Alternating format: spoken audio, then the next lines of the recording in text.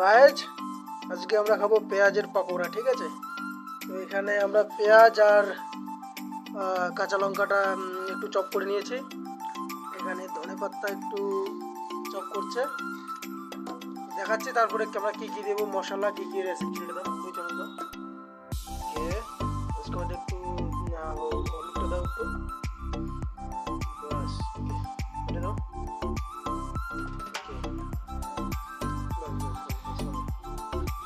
তারপর আমরা দেবো একটু বেসন, बेसन डालो।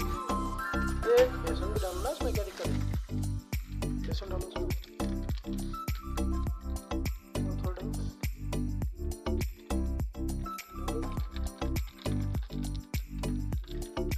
बस बस बस बस ओके। এবার একটু চালের গুঁড়ো আমরা দিয়ে দেবো, বাস বাস বাস।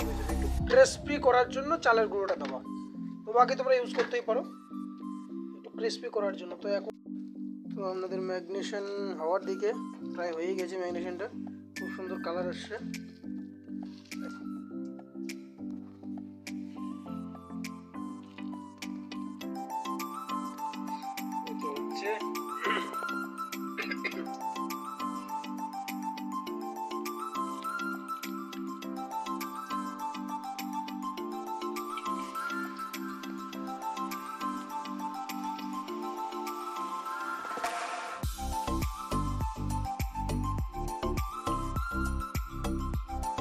দেখো বেসনটা কিন্তু সব থেকে কম ইউজ করো, বেসনটা যত তুমি কম দেবা অত ভালো হবে। আর যে রাইসের যে গুঁড়োটা আছে, মানে চালের যে আটাটা আছে, সেটা একটু দিলে হবে কি ক্রিস্পি হবে, তোমার পাকোড়াটা একটু ক্রিস্পি হবে, তো খেতেও মজা লাগবে।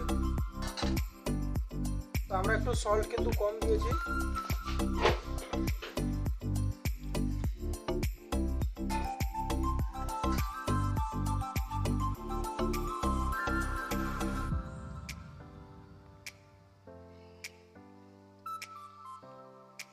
তো গ্যাস ফাইনালি আমাদের পেঁয়াজ পকোড়া একদম তৈরি।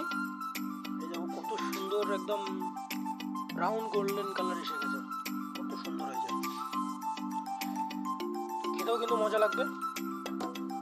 আমরা এখন খাবো,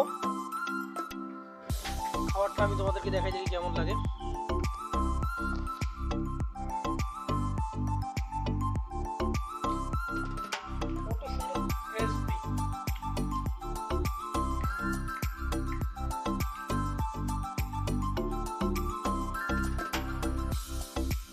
একদম কি বলবো, অসাধারণ অসাধারণ, এত সুন্দর টেস্টি তোমরা দেখতে পাচ্ছ, একদম বাজারের মতো স্বাদে। বাড়িতেই তোমরাও বানিয়ে নিতে পারো এরকম করে। তো কি বলবো, খুব সত্যি অনেক ভালো হয়েছে। একটু স্পাইসিটা আমরা বেশি খাই, তো যার জন্য একটু স্পাইসিটা একটু বেশি দিয়েছি আমরা।